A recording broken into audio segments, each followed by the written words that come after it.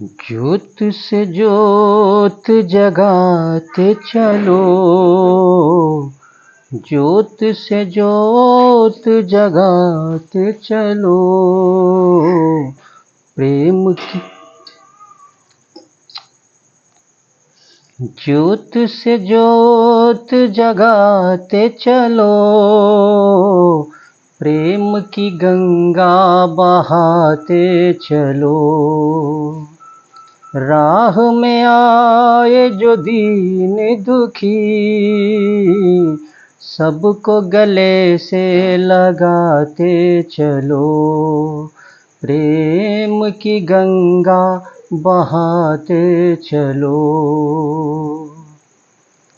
Hello students, welcome to the my YouTube channel math and English का खेल। अगर आप कॉम्पिटिटिव एग्जामिनेशन की तैयारी कर रहे हैं तो आप ये परसेंटेज से रिलेटेड क्वेश्चन को देखेंगे, और परसेंटेज से रिलेटेड इसके पहले भी हमने कई वीडियो डाला हुआ है। और हमारे चैनल में आपको मैथमेटिक्स मिलेगा, इंग्लिश मिलेगा, इंग्लिश ग्रामर। तो आप दोनों चीज़ें आपको मिलेंगी, दोनों चीज़ें आप देख सकते हैं, जो कि आपके एग्ज़ामिनेशन के व्यू से बनाए जा रहे हैं।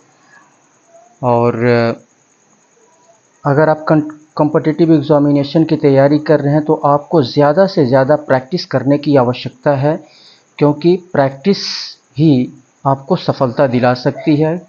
क्योंकि कॉम्पिटिटिव एग्ज़ामिनेशन में जो भी क्वेश्चंस आते हैं तो एक क्वेश्चन को सॉल्व करने का जो लिमिट टाइम होता है, तो प्रैक्टिस के ऊपर डिपेंड करता है कि आप कितना जल्दी जो है क्वेश्चन को सॉल्व करने की कितना जल्दी क्वेश्चन को आप सॉल्व कर लेते हैं। वह कैपेसिटी आपको डेवलप करनी होगी, और यह कैपेसिटी डेवलप कैसे होगी? प्रैक्टिस के थ्रू ज़्यादा से ज़्यादा आप प्रैक्टिस करें, चाहे वह मैथमेटिक्स हुआ, रीजनिंग हुआ, इंग्लिश हुआ। ठीक है, आप ज़्यादा से ज़्यादा प्रैक्टिस करें अगर सफलता प्राप्त करना चाहते हैं तो और वे बच्चे भी देखेंगे जो परसेंटेज से रिलेटेड क्वेश्चन को सॉल्व नहीं कर पाते हैं, तो उनके लिए भी है। चलिए इस क्वेश्चन को पढ़ते हैं। यहाँ पे दिया हुआ है, एक परीक्षा में एक छात्र को उत्तीर्ण होने के लिए यानी पास होने के लिए 36% अंक प्राप्त करने होंगे। 190 अंक प्राप्त करने वाला एक छात्र 35 अंकों से अनुत्तीर्ण हो गया, यानी 35 अंक और इसको मिल गए होते तो यह पास कर गया होता। यानी यह 190 और 35 ये दोनों ऐड करने पे ये 36% अंक हो रहे हैं। पास होने के लिए 36%, ये परसेंट में दिया हुआ है, तो पास होने के लिए 36% अंक चाहिए, और 190 अंक 190 मार्क्स उसको मिले, और 35 अंकों से वह अनुत्तीर्ण हो गया। 35 अंक अगर इसमें जुड़ जाते तो 36% के इक्वल हो जाता और वह पास कर जाता। तो ऐसे क्वेश्चंस को सॉल्व करने के लिए तो यहाँ पे पूछ रहा है कि उस परीक्षा में कुल अंक पूछ रहा है। एसएससी सीजीएल 2020 में ये क्वेश्चन पूछा गया था। तो बहुत ही सिंपल सा क्वेश्चन है ये, ठीक है। यहाँ पे 36% किसके इक्वल है? 190 और प्लस 35 के इक्वल है। तो यहाँ पे 36% ये लिख लेंगे, ये 225 हो जाएगा। तो 36% इक्वल टू 225, तो 1% कितना हो जाएगा? 1% कम होगा, 225 और 36 से यहाँ पे डिवाइड कर देंगे तो 100%। तो यहाँ पे 100% पर निकाल लेंगे, तो यहाँ पे 225 अपॉन 36 इंटू 100 हो जाएगा। 4 9 36 और 4 25 100, 9 से ये कटेगा, 9 दूनी 18, 18 4 22, तो ये हो जाएगा 9 दूनी 18 और 9 पचे 45, और 25 में 25 से गुणा करेंगे तो 625 हो जाएगा। यही जो है आपका आंसर हो जाएगा। ठीक है, इस तरह से क्वेश्चन को, इस टाइप के क्वेश्चन को हम ऐसे हम सॉल्व कर लेते हैं। चलिए इसके बाद से हम अगले क्वेश्चन को सॉल्व करते हैं। चलिए इस क्वेश्चन को सॉल्व करते हैं। यहाँ पे कह रहा है ए की आय बी की आय से 25% अधिक है। बी की आय ए की आय का कितना प्रतिशत है? यहाँ पे पूछ रहा है बी की आय ए की आय का कितना प्रतिशत है। एसएससी सीजीएल 2020 में ये क्वेश्चन पूछा गया था।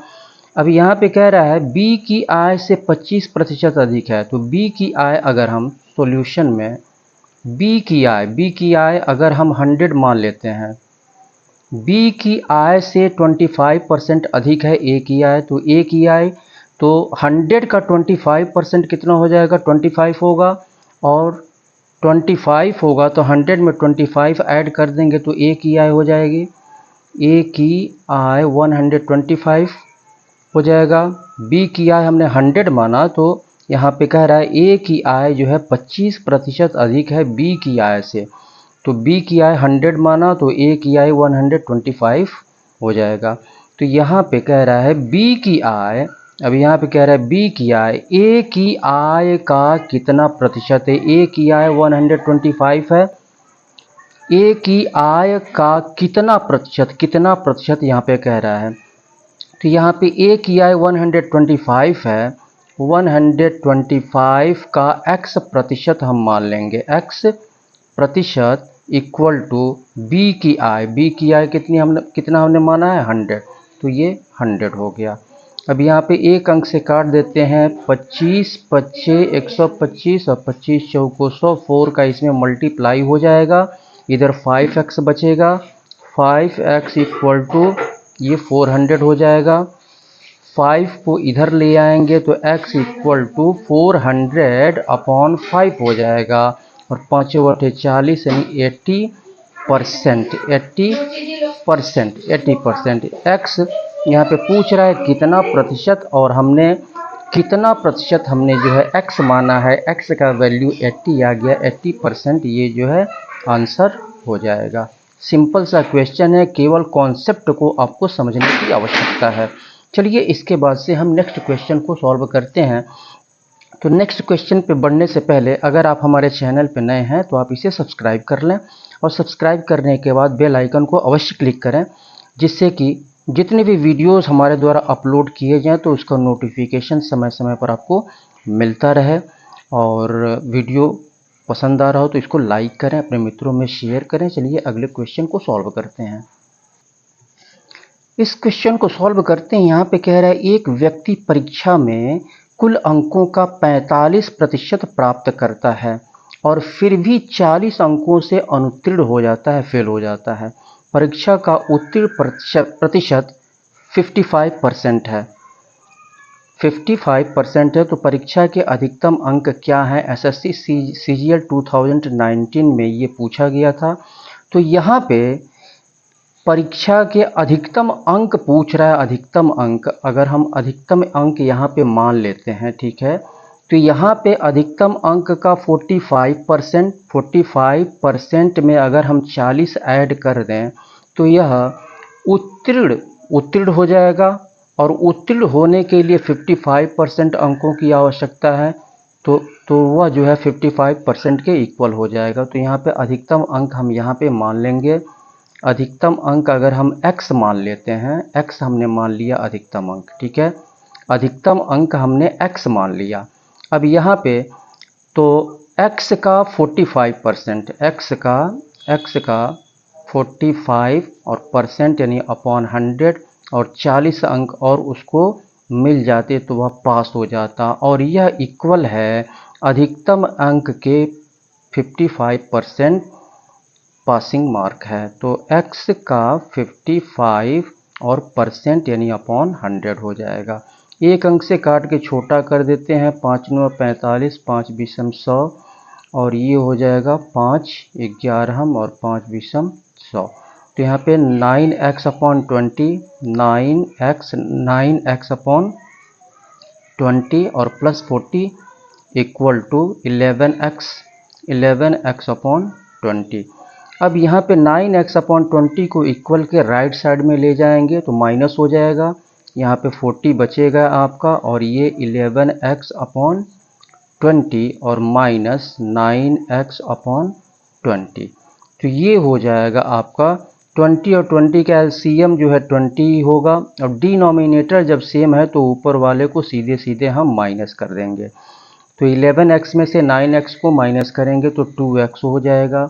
अब यहाँ पे 40 और 2x/20, 20 का इसमें 40 में मल्टीप्लाई कर देंगे तो ये हो जाएगा 2 चौको 8 और 2 0 1 2, तो ये 800 हो जाएगा, और इक्वल टू 2x, 2 को इधर ले आएंगे तो डिवाइड हो जाएगा, तो 800/2 इक्वल टू x, तो ये हो जाएगा 400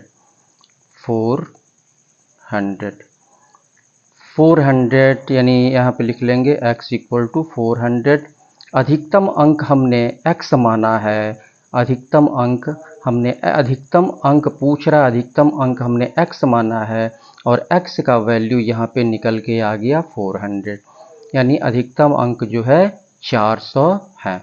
यही जो है आपका आंसर हो गया। चलिए इसके बाद से हम अगले क्वेश्चन की तरफ बढ़ते हैं।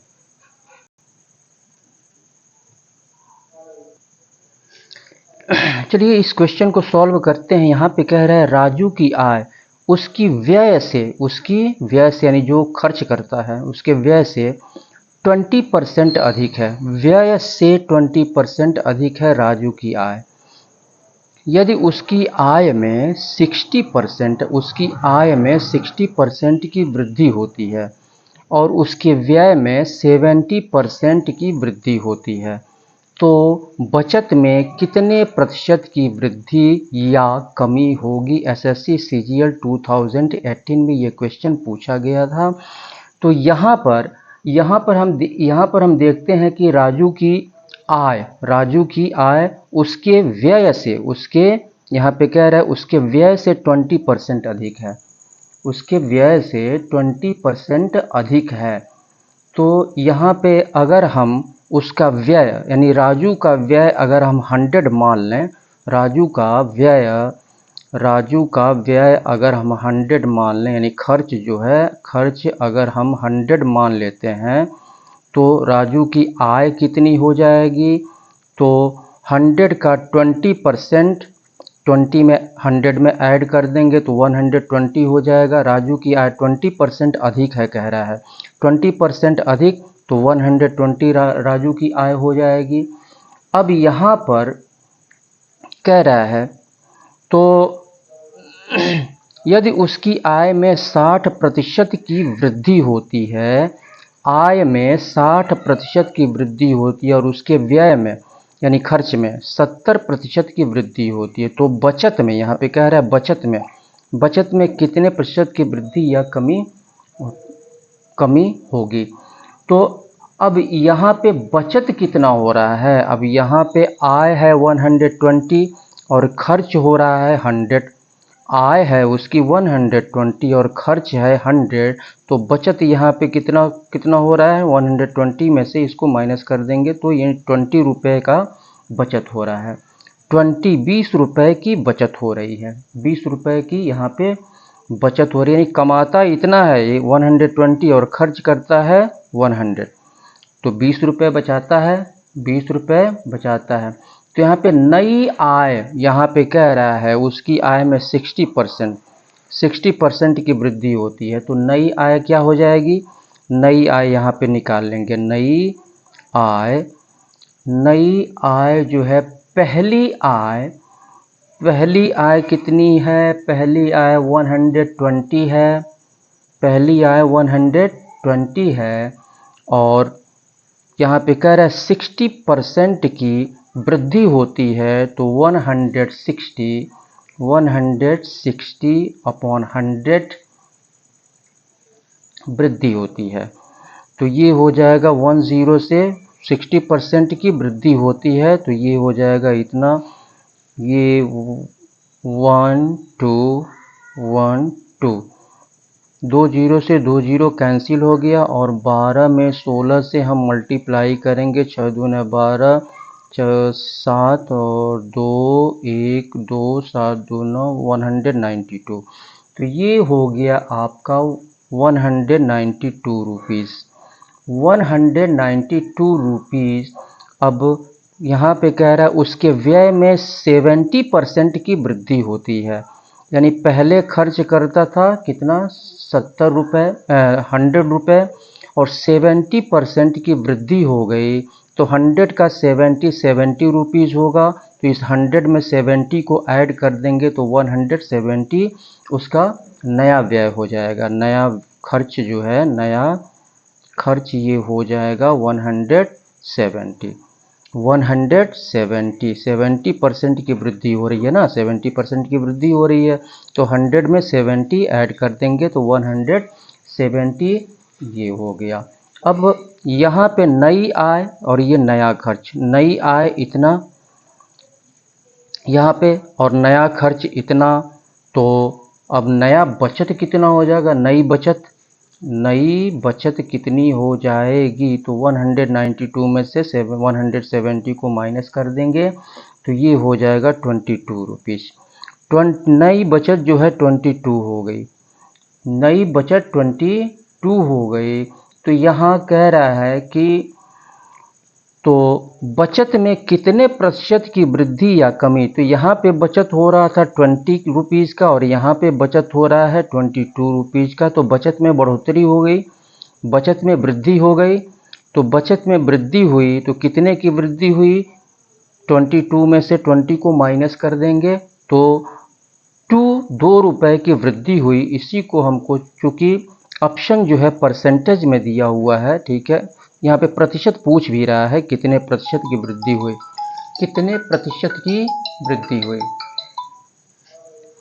तो कितने प्रतिशत की वृद्धि हुई, तो इसको प्रतिशत में हम निकाल लेंगे। 2 रुपये की वृद्धि हो रही है तो प्रतिशत वृद्धि,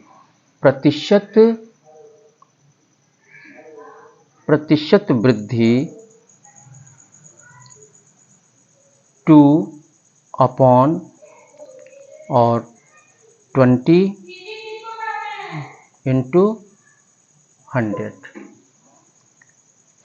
10 से 10 कैंसिल हो गया, 2 1 जा 2 और 10 से करने 10 यानी 10% आपका आंसर हो गया।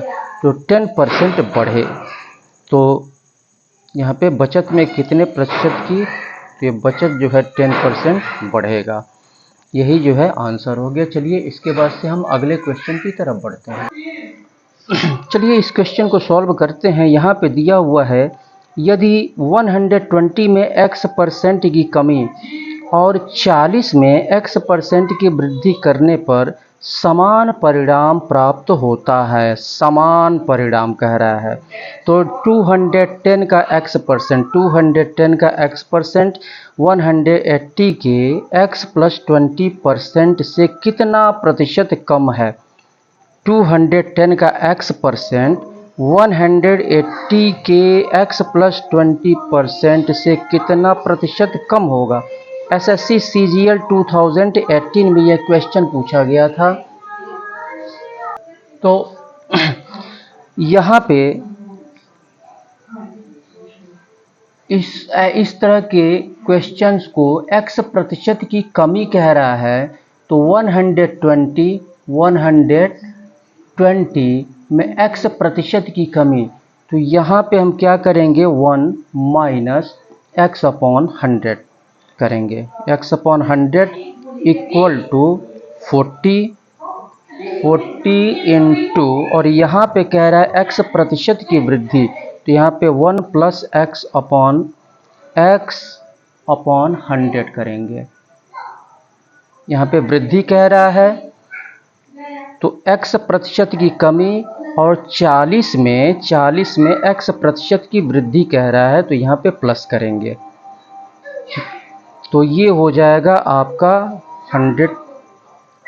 इसका ये 40 को हम इधर ले आएंगे 40, या फिर हम ऐसे कर सकते हैं 3 इसका इसमें मल्टीप्लाई कर दें माइनस x हो जाएगा 120, या तो इसको पहले इसको कर लेते हैं, ठीक है। तो ये हो जाएगा 100। यहाँ पर हम ऐसे कर लेते हैं, 40 को इधर ले आएंगे, 40 को इक्वल के लेफ्ट साइड में ले आएंगे तो ये 0 से 0 कैंसिल हो जाएगा और 4 तिहाई 12 हो जाएगा, 3 हो जाएगा। अब यहाँ पे 3 का मल्टीप्लाई इसमें कर लेते हैं, इसमें 3 का मल्टीप्लाई, तो 3 1 जा 3 हो जाएगा और माइनस 3x अपॉन 100 हो जाएगा, equal to 1 plus x upon 100 हो जाएगा, 1 plus x upon 100, 3 minus 3x 1 plus x upon 100। अब यहाँ पर 1 को इक्वल के लेफ्ट साइड में लेके आएंगे और माइनस 3x अपॉन 100 को इक्वल के राइट साइड में लेकर के जाएंगे, तो ये हो जाएगा 3 माइनस 1 हो जाएगा, इक्वल टू यहाँ पे होगा आपका 3x अपॉन 100 और प्लस x अपॉन 100, तो यहाँ पे 2 हो जाएगा, 2 इक्वल टू ये 100 का एलसीएम 100 होगा और डिनोमिनेटर जब सेम है, हर जब सेम है तो ऊपर वाले को सीधे सीधे हम प्लस कर देंगे, 3x और 1x 4x हो जाएगा, 4x। अब 100 का इसमें मल्टीप्लाई कर देंगे तो 200 हो जाएगा, ये हो जाएगा 200 इक्वल टू 4x और 4 को इक्वल के लेफ़्ट साइड में हम ले जाएंगे, इक्वल के लेफ़्ट साइड में ले जाएंगे तो x इक्वल टू 200 अपॉन 4, 4 पच्चे 20 यानी 50, x इक्वल टू ये आ गया 50, x इक्वल टू 50।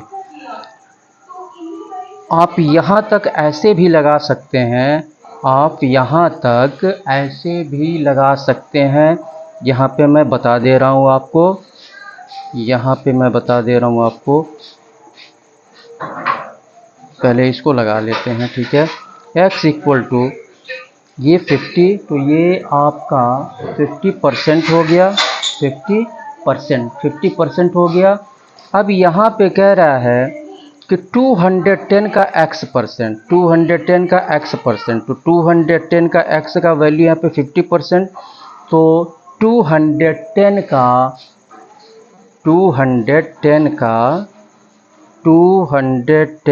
का x परसेंट इक्वल टू क्या हो जाएगा, 210 का x यानी 50 अपॉन 100 हो जाएगा।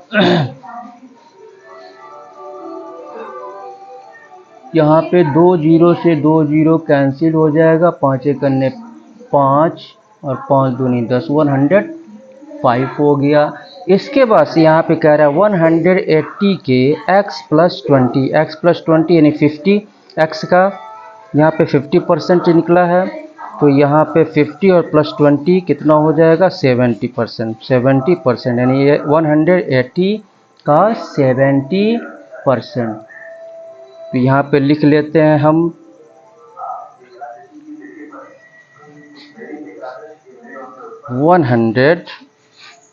180 का 70%, यहाँ पे 2 0 से 2 0 कैंसिल हो जाएगा, 7/56, 7 5 12, 126 हो गया, 126 हो गया ये, और ये 105 हो गया।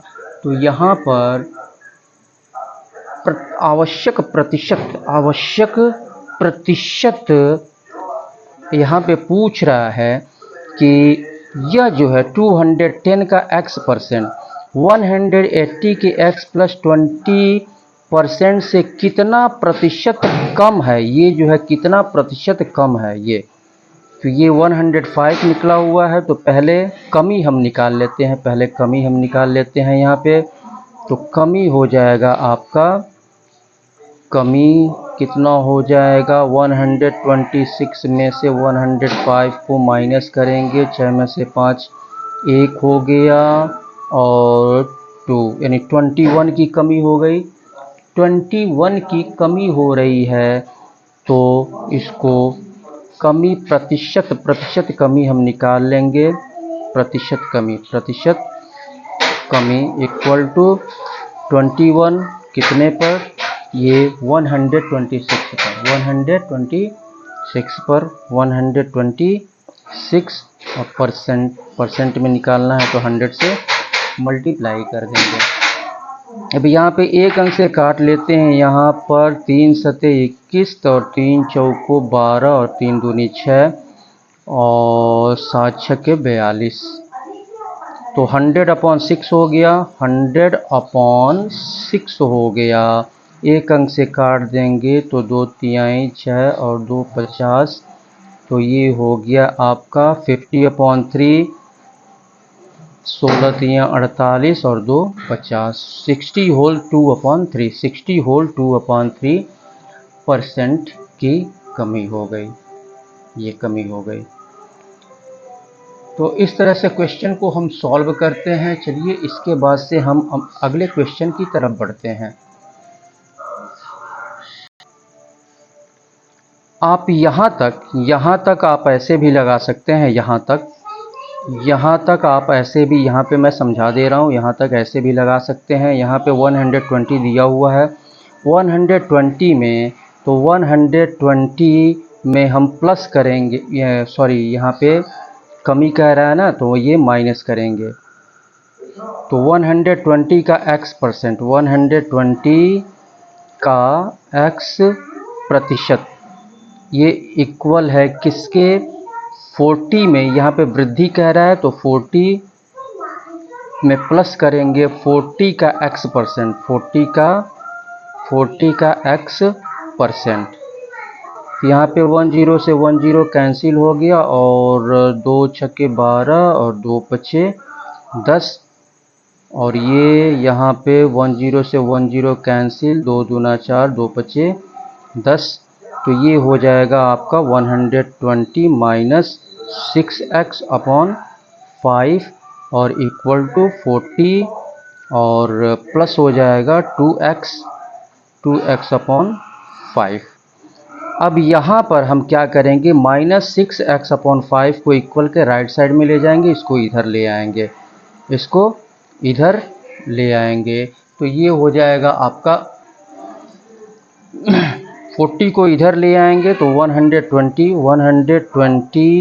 माइनस 40 हो जाएगा, और ये इधर आएगा तो 6x/5 और प्लस 2x/5 हो जाएगा। ये आपका 120 में से 40 को माइनस करेंगे तो 80 हो जाएगा, इक्वल टू डिनोमिनेटर सेम है, एलसीएम 5 हो जाएगा। डिनोमिनेटर सेम है तो ऊपर वाले को सीधे हम प्लस कर देंगे, 6 2 8 8x, इसका इसमें मल्टीप्लाई हो जाएगा इसमें, तो ये हो जाएगा आपका, ये 8 × 40 400 हो जाएगा, इक्वल टू 8x, 8 को इधर ले आएंगे तो ये 400 divided by 8x equal to 8 × 5 40 यानी 50 हो गया। यहाँ पे 50% यहाँ तक आ जाएगा, यहाँ तक आपका यहाँ तक सॉल्व होके आ जाएगा। आप ऐसे भी निकाल सकते हैं, ऐसे भी निकाल सकते हैं, ठीक है, ये 50%। चलिए इसके बाद से अगले क्वेश्चन की तरफ बढ़ते हैं। इस क्वेश्चन को सॉल्व करते हैं। यहाँ पे कह रहे हैं एक व्यवसायी की आय एक वर्ष में 25% बढ़ जाती है, लेकिन अगले वर्ष 4% घट जाती है। यानी पहले वर्ष जो है 25% की बढ़ोतरी होती है और दूसरे वर्ष जो है 4% घट जाती है। तो इसी पैटर्न के अनुसार, यानी पहले बढ़ोतरी होती है 25% की, फिर 4% की घटोतरी होती है। तो यही पैटर्न अगर 5 सालों तक चलता रहा, 5 साल के बाद उसकी आय ये 72,000 होगी, तो उसकी वर्तमान आय क्या होगी, उसकी वर्तमान आय, तो वर्तमान आय सबसे पहले व्यवसाय की वर्तमान आय हम यहाँ पे मान लेंगे। सॉल्व करेंगे इसको तो व्यवसाय की वर्तमान आय हमने x मान लिया, x रुपीज़ हमने इसकी वर्तमान आय हमने मान लिया। तो यहाँ पे x का x का। अब 25% की बढ़ोतरी हो रही है तो 100 में 25 को ऐड करेंगे तो 125 हो जाएगा यहाँ पे 125/100। उसके बाद से अगले वर्ष जो है 4% की घट जा रहा है तो 100 में से 4 माइनस करेंगे तो 96 हो जाएगा 96%। फिर 25% बढ़ रहा है अगले वर्ष तो 125/100 और फिर 4% घट जा रहा है तो 96/100 और फिर 125/100 हो जाएगा। तो यहाँ पे x इंटू इतना 1 2 3 4 5 हो गया। अब यहाँ पर हम क्या करेंगे और यह तो यह बढ़ने घटने के बाद यहाँ पे आय इसकी हो जा रही है 72,000 यहाँ पे इसकी आय हो जा रही है। तो यहाँ पे इसको काट करके हम छोटा कर देते हैं। चलिए यहाँ पे इसको काट के छोटा करेंगे तो 25 बचे या 25 चौको तो 5/4 हो जाएगा ये, और ये हो जाएगा तो 4 करने 4 4 दूना 8 और 4 चौको 16 यानी 24 अपॉन और 4 25 यहाँ पे 25 चौको 100 हो जाएगा इंटू 25 बचे 125 और 4 हो जाएगा। इसी तरह यहाँ पे 24/25 और यहाँ पे 5/4 इक्वल टू 72,000। अब यहाँ पे क्या करेंगे, जो कटने वाला होगा उसको हम यहाँ पर काट देंगे तो ये हो जाएगा 5 बचे 25 और 4 छक्के 24 और 5 से 5 कैंसिल हो गया। इसके बाद से 4 छक्के 24 और 5 बचे 25 5 बचे 25 और कोई कटेगा तो यहाँ पर 6 के 36 यहाँ पे काट लेते हैं हम। 2 दूना 4 2 तिहाई 6 2 दूना 4 2 तिहाई 6 और फिर यहाँ पे 2 तिहाई 6 3 3 9 9/5 हो जाएगा 9/5। तो x इंटू 9/5 इक्वल टू 72,000 हो जाएगा। अब यहाँ पे इंटू 9/5 को इक्वल के राइट साइड में ले जाएंगे तो ये इंटू है तो क्या हो जाएगा, डिवाइड हो जाएगा। तो x equal to 72,000 divided by 9/5। इसको इंटू में कन्वर्ट करेंगे x इक्वल टू 72,000 इंटू 5 ऊपर चला जाएगा 9 नीचे आ जाएगा 9 8 72 8 और 3 0 1 2 3 मल्टीप्लाई कर देंगे 8 5 40 और 3 0 40,000। तो x इक्वल टू यहाँ पे 40,000 हमने व्यवसायी की आय जो है हमने x रुपीज़ यहाँ पे माना है, उसकी वर्तमान आय यहाँ पे x रुपीज़ हमने माना है और x का वैल्यू यहाँ पे निकल करके 40,000 आ रहा है यानी 40,000 रुपये आ रहा है। तो ऑप्शन ए आपका सही होगा। चलिए इसके बाद से अगले क्वेश्चन की तरफ बढ़ते हैं।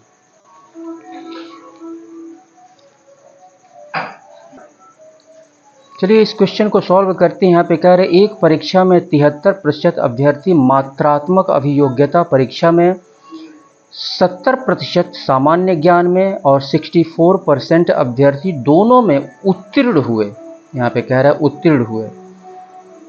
73% अभ्यर्थी मात्रात्मक अभियोग्यता परीक्षा में, 70% सामान्य ज्ञान में उत्तीर्ण हुए और 64% अभ्यर्थी दोनों में उत्तीर्ण हुए। तो अब यहाँ पे क्या करेंगे, दोनों में यहाँ पे कह रहा है 64% अभ्यर्थी दोनों में उत्तीर्ण हुए। तो यहाँ पे सॉल्व करेंगे क्वेश्चन को तो दोनों विषयों में उत्तीर्ण छात्रों का प्रतिशत, पास हुए छात्रों का प्रतिशत, तो यहाँ पे 73% मात्रात्मक अभियोग्यता परीक्षा में उत्तीर्ण हुए, 73 और प्लस और 70% सामान्य ज्ञान में उत्तीर्ण हुए, 70% सामान्य ज्ञान में, और दोनों में मात्रात्मक अभियोग्यता परीक्षा में और सामान्य ज्ञान, इन दोनों में 64% उत्तीर्ण हुए। तो इसको माइनस कर देंगे, 64 को हम क्या करेंगे, माइनस कर देंगे 64। तो ये हो जाएगा आपका 7 7 14 143 माइनस 64, तो 13 में से 4 9 हो गया, और ये 79% ये उत्तीर्ण हुए। तो 100 में से 79% उत्तीर्ण हुए, दोनों विषयों में उत्तीर्ण हुए। तो कितने अनुत्तीर्ण हुए, यानी कितने फेल हुए, तो 70 अनुत्तीर्ण यहाँ पे लिख लेते हैं, अनुत्तीर्ण यानी 100 में से क्या करेंगे, 79 को हम माइनस कर देंगे, तो 21% जो है अनुत्तीर्ण हुए, 21% अनुत्तीर्ण हुए।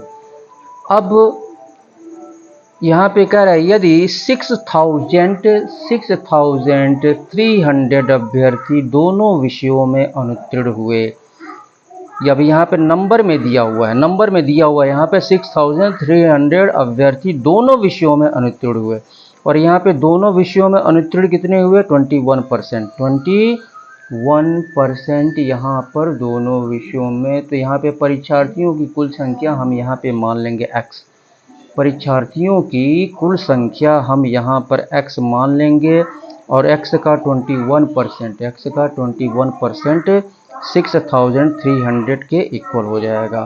तो x का 21% इक्वल टू 6,300, इसका इसमें मल्टीप्लाई कर देंगे, तो x इंटू 21 इक्वल टू 6,300,000, 21 को इधर ले जाएंगे तो x equal to 63,000 upon 21, 3 times में ये कैंसिल हो जाएगा, तो ये हो जाएगा 30,000।